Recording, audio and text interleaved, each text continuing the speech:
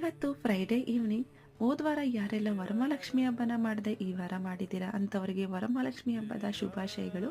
ಅದೇ ರೀತಿ ನನ್ನ ಫ್ರೆಂಡ್ ಒಬ್ಬರು ಸಹ ಲಾಸ್ಟ್ ವೀಕು ಕಾರಣಾಂತರಗಳಿಂದ ಹಬ್ಬನ ಮಾಡೋಕ್ಕಾಗಿರಲಿಲ್ಲ ಅಂತ ಹೇಳಿ ಈ ವಾರ ವರಮಹಾಲಕ್ಷ್ಮಿ ಹಬ್ಬನ ಮಾಡಿದರು.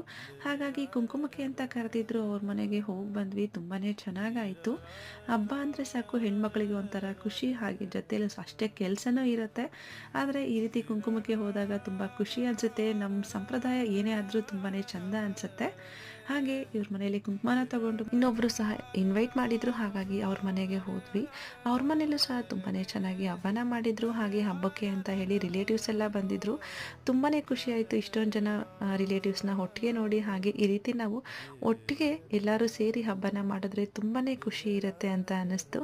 ಹಾಗೆ ನಮ್ಮ ಜೊತೆನೂ ಸಹ ತುಂಬಾ ಚೆನ್ನಾಗಿ ಮಿಂಗಲ್ ಆದರು.